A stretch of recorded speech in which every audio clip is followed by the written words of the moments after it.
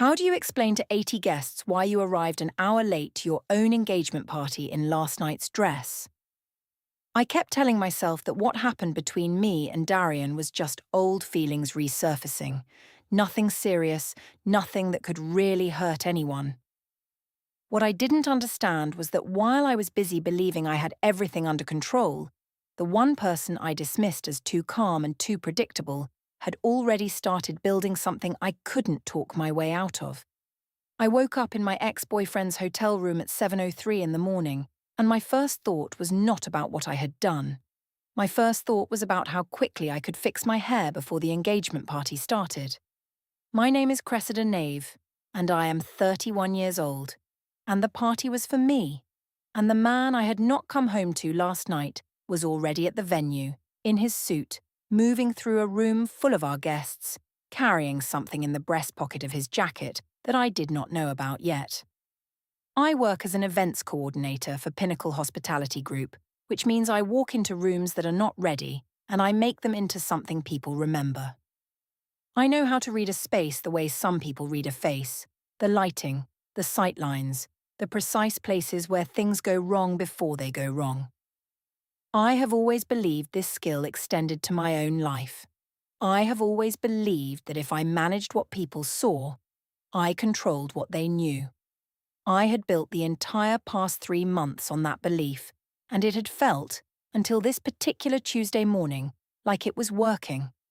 The blackout curtain had a gap at the edge that let in a line of white morning light. Darian was asleep in the bed behind me. His cedar cologne had been on my jacket since the night we met again at the rooftop mixer 3 months ago, the same smell that Axton had noticed the first night I came home and that I had told him was his imagination. The engagement ring on my left hand caught the morning light from the curtain gap, and I looked at it for a moment, and then I picked up my phone and saw 6 missed calls, and I started calculating how much time I had left to make everything look normal. I was very good at making things look normal. I had been doing it for 3 months. I had 4 hours until the party. I believed, standing in that hotel room with last night's dress still on and the wrong man's cologne on my shoulder, that 4 hours was enough time to fix this. I was wrong about that. Axton had stopped waiting for me to fix it a long time ago. 3 months earlier, it had started the way these things always start, with something I told myself was completely innocent. The Crestfield Hotel rooftop mixer was a professional event. Hospitality coordinators, venue managers, consulting strategists. And I was there in my official capacity, scouting partnerships, collecting contacts, doing exactly what Pinnacle paid me to do. The bar had cedar shelving and bistro lights strung above low steel tables, and the city was visible in 3 directions, and everything that evening felt manageable and clean. Darian appeared in the second hour. He was taller than I remembered from our mid-20s, wearing a charcoal blazer, moving through the room without hurry, which had always been the thing about him, the particular ease of someone who has never felt the need to arrive anywhere urgently. He was a venue consulting strategist now, which meant our both being at this event was professionally logical, and I filed that away immediately because I knew already that I would need the logic later. We talked for 40 minutes. I told him I was engaged. He said he knew, that he had seen it on a mutual friend's post months ago, and the way he said it, calm, no congratulations, no particular expression, pulled at something I had not examined in years. I gave him my work contact. I told myself it was a professional exchange. I told myself this clearly, deliberately, the way you have to tell yourself something when a part of you already knows it isn't true. Axton was on the sofa with a structural report open when I came home. He kissed me hello and asked how the evening went. I said mostly routine. I did not mention Darian. I hung my jacket in the back of the closet so the cedar smell could air out overnight, and I went to bed, and I told myself there was nothing to mention because nothing had happened. The telling part was that I had to keep telling myself. 4 days later, Axton picked up the shared household tablet to check a grocery delivery and found a browser tab I had left open. A hotel booking confirmation from the Crestfield, Darian's name as primary guest, my work email in the secondary confirmation field, dated 2 days after the mixer. He read what was visible. He closed the tab.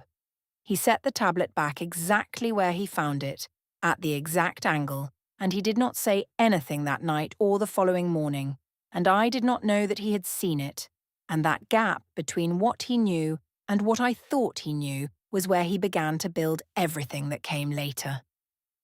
Over the next 4 weeks, I booked Darian 6 times in my professional calendar under the label Venue Strategy, Crestfield. The restaurants we chose had cloth napkins and low light and the kind of acoustics that absorb conversation.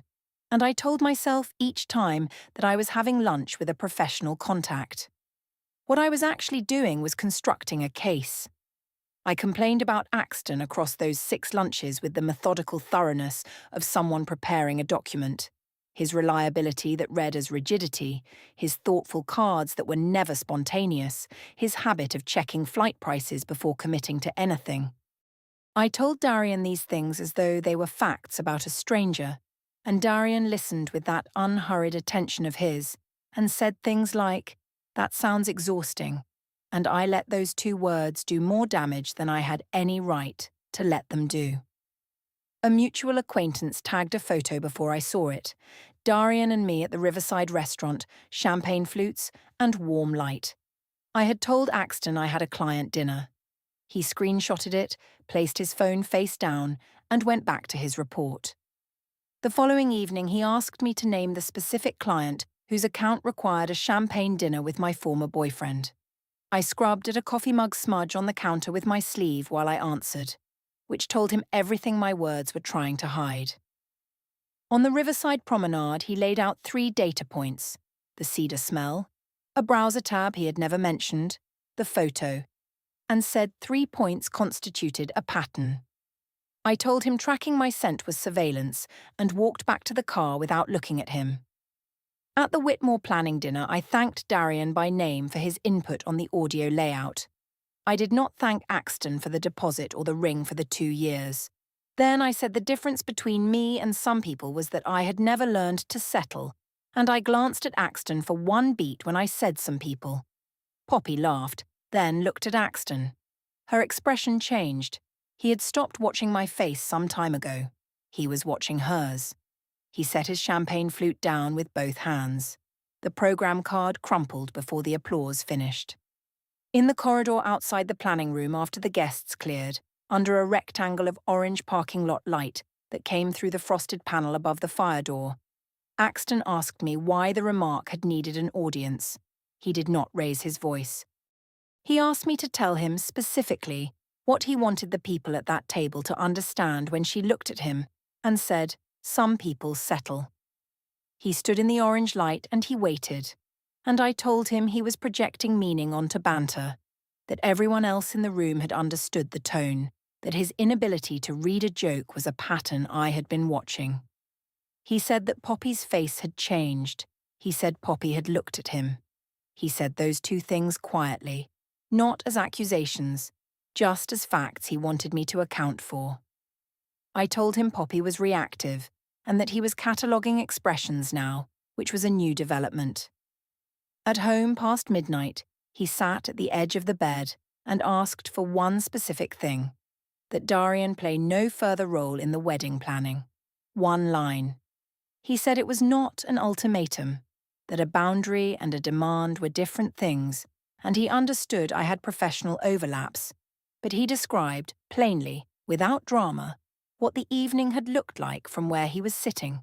His fiancé inviting her former boyfriend to a dinner celebrating their engagement, crediting him publicly, and then making a comparative remark in his direction with a room watching. He said he was naming this because it deserved to be named. He asked whether I could see it from that angle. I turned off my lamp and told him men who felt threatened by women's professional relationships dressed that up as protecting the marriage, and that his limitations were not something I could fix for him, and I ended the conversation without another word. 2 days later, I went to Poppy's apartment and sat at her kitchen counter and told her a version of the planning dinner in which Axton was paranoid, controlling, and manufacturing a problem where none existed. I showed her my message thread with Axton, but I had cropped the screenshots carefully before I came over, cutting my own replies out of the frame, showing only his questions without any of my responses. So what Poppy saw was a man asking aggressive questions at a woman who, in this version, had said nothing to provoke them. Poppy read the draft message I composed to 3 mutual friends, describing Axton as going through something difficult, and including the cropped screenshots. She read it all the way through. I sent it while she was still sitting there, while she was still looking at her own phone.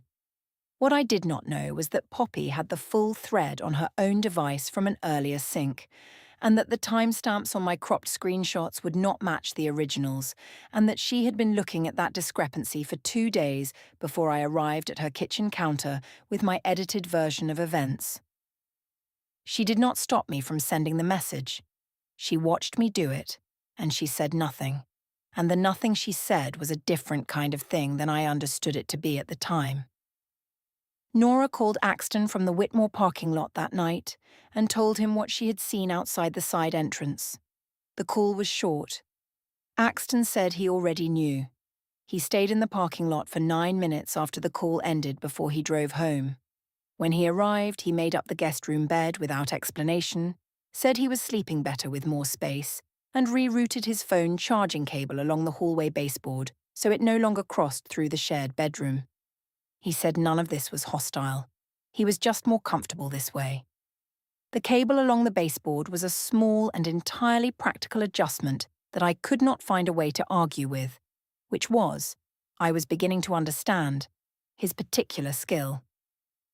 2 weeks before the engagement party, Elaine hosted a Sunday lunch, and I arrived from what I described as a quick work check-in. I smelled faintly of cedar. Not strongly, just enough that my mother noticed it in the front hallway and looked at me for a half-second longer than a greeting requires, then chose to say nothing about it. During the meal, I told her and my aunt that Axton had become withdrawn and difficult under the pressure of the engagement, that men often struggled with the weight of big milestones, that I was managing it as best I could. Elaine nodded and patted Axton's hand and said, "These things took time." Axton thanked her quietly and contributed almost nothing else to the conversation. After lunch, while Elaine rinsed plates with her back to the room, she asked me in a low voice whether I was absolutely certain. I said yes and turned the question back toward Axton before she could examine what I had actually answered, and she did not realize, rinsing her plates, that the question had gone unanswered. That evening I changed tactics with Axton because the previous ones had stopped working. I sat with him in the living room and I used the warm, reasonable adult tone, the one I use for difficult vendors and skeptical clients and anyone who needs to feel heard before they can be redirected. And I told him I knew things had been tense and I wanted to clear the air before the party. I said I would stop involving Darian in any planning conversation that touched the wedding. I proposed a dinner together the following week, just the 2 of us, no work, no planning, a reset. I said all of this carefully and with the right amount of softness in my voice, and every word of it was constructed, because I had already sent Darian a message 2 days earlier, agreeing to meet him the night before the engagement party to walk through the venue logistics one final time. I offered Axton a compromise that cost me nothing because I had already decided what I was going to do. When I finished, Axton asked one question, whether Darian would be at the engagement party itself. I said no, which was technically true, and he said he hoped I meant what I had just said, and he did not soften when I said it, and his expression did not change in the way expressions change when someone believes you. He was no longer responding to my tone. He had stopped doing that some time ago, and I had not noticed the shift until it was already complete. Monday morning, 2 colleagues at his firm saw Axton take a call in the lobby, standing by the main entrance column away from the open-plan floor, in a posture that was very still and very precise for 17 minutes. Afterward, he went to a small glassed conference room on the 2nd floor, alone, where someone passing through later saw him at the table with a single printed page, which he folded in thirds and placed in the inside breast pocket of his jacket. He returned to his desk and worked through the rest of the afternoon with the same expression he had come in with. Tuesday evening, he sat across from me at the kitchen island. No phone, no papers, nothing performative about any of it. And he named 4 things, one at a time, in the tone of someone reading coordinates rather than making demands. No shared accounts changed without discussion. No Darian in any wedding planning going forward. One honest answer about the hotel booking confirmation email he had seen on the shared tablet 8 weeks ago, and one joint session with a neutral third party before the wedding. He had seen the tablet, he had known since segment 1, and he had never told me, and he named it now, the crest field, Darian's name as primary guest, my work email in the secondary field, and asked me to explain in my own words what secondary guest meant on that booking. I ran my finger along the old scratch on the kitchen island's edge, the one from a moving box years ago, the one I touched during every difficult conversation in this room, and I told him 4 demands listed consecutively was a negotiation and I had not agreed to be negotiated with. And his offer of good faith on Tuesday superseded any return to accusations, and I would not attend counselling because the problem was not mine to fix. He listened to all of it without interrupting. 15 minutes later, I was leaving for Poppy's apartment, and he stopped me at the front door. Not blocking it, just standing on the landing where the hairline crack ran through the old ceramic tile. The one from a moving day neither of us could specifically remember. And he asked one question, and said he would not ask it again. Was there anything she wanted to tell him before the engagement party? He had his hands in his pockets, and his voice was completely level. And what frightened me about the question was not its content, but its finality, the tone of someone who has already received the answer and is offering one last chance to hear a different one. I said there was nothing to tell, and I said he needed to decide whether he was capable of trusting me, and I closed the door. That night when I came home after midnight, the blue binder labelled Home that had sat on the shared hallway shelf for 2 years, lease, insurance, utilities, all of it, was gone. Not moved to another shelf, not on his desk, gone entirely, to somewhere I did not have access to, which I only understood later was the point. I stood in the hallway and looked at the empty shelf for a moment and decided he had put it in the storage unit and that I would not bring it up because I did not want another argument. It was the first time in our relationship I had decided something was probably fine without verifying it. The empty shelf where the binder had been was the most honest thing in the apartment, and I chose not to read it. Her phone lit up with Nora's message, that if things were still the way they looked, neither she nor their father would be at the party. Cressida blocked the number before the sentence finished. She told Axton that Nora was being dramatic. Axton said nothing. I told Axton I was going to the Whitmore the night before the party to confirm table placements. The catering team had confirmed everything by email 3 days earlier. I had written the confirmation myself. I texted Poppy from the car instead of going to the venue. She replied asking if I was really doing this. I said yes. The Crestfield was 4 blocks from the Whitmore. The professional justification for being there was thin enough to see through, and I knew it. And I went anyway, because wanting something had always felt, to me, like a sufficient reason for having it. At 2:05 in the morning, Axton sent a text asking when I planned to come home. I read it and set my phone face down on the nightstand. At 4:11 he sent one more. He hoped I was safe and he would see me at the venue. No question, no follow-up, no call after that. He had been awake in our apartment, or our guest room more precisely, for hours, and when he ran out of things to wait for, he simply stopped waiting and went to sleep, and the absence of a third message was worse than any argument we had ever had. I woke at 7:03 when the gap in the blackout curtain put a line of white light across my face. 6 missed calls.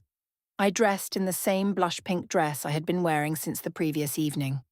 The champagne stain near the hem had dried to a faint ring, and the shoulder seam held the cedar smell from Darian's jacket. I did not wake Darian to say goodbye. In the hotel elevator on the way down, a cleaning cloth had left a smudge on the mirror at exactly my eye level. Oval-shaped, translucent, a clean cloth moving in a circle and leaving a blur. And I watched my own reflection through it as the floors counted down, and I thought about how much time I had and whether it was enough. 2 blocks from the Crestfield, I stopped in a pharmacy for makeup wipes and dry shampoo. The queue was 3 people long, and the person at the front was the florist's assistant. 23 years old, hired through the contract I had drafted, starting her shift at the Whitmore in 90 minutes. She turned to check the time on her phone and she saw me. She saw the dress, the stained hem, the liner smudged under my eye, the dry shampoo I was holding. She took all of this in over approximately 2 seconds with the particular expression of someone storing information rather than reacting to it. She turned back to the counter. I paid cash and left without speaking, and she went back to her granola bar and her water and her phone, and whatever she carried with her to the Whitmore at 9 o'clock, I could not undo. I entered through the loading dock to avoid the front lobby. Axton was at the dock signing off on the florist's delivery, in his suit, present and organised in the specific way he is always present and organised when something requires logistics. He looked at me once, the dress, the hair that was not yet done, the pharmacy bag.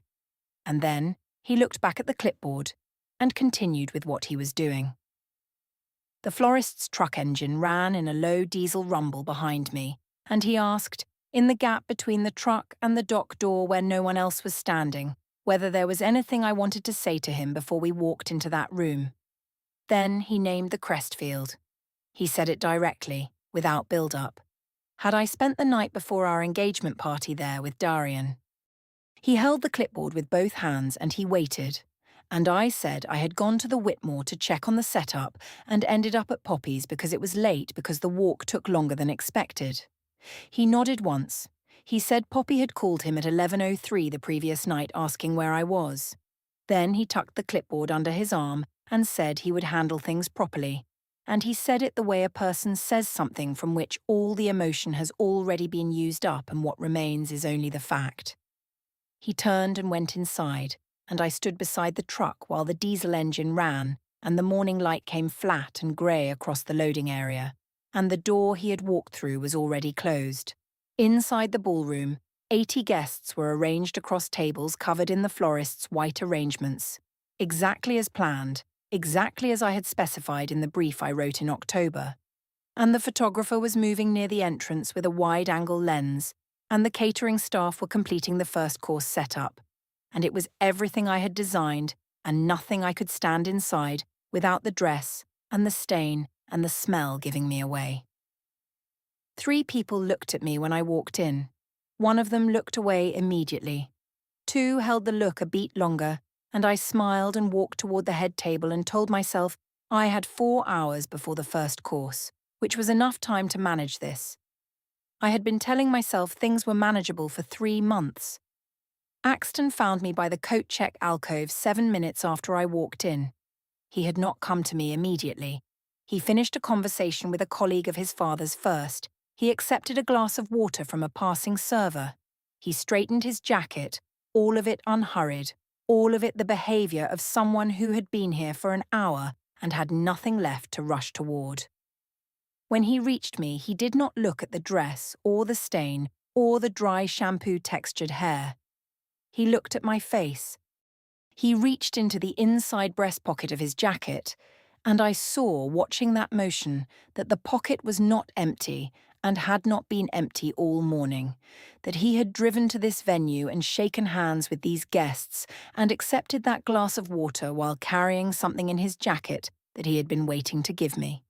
And he placed a sealed white envelope on the coat check counter between us without any expression at all. He said she should open it when she had a moment. He said it the way a person says something they have practiced until the feeling inside it is gone.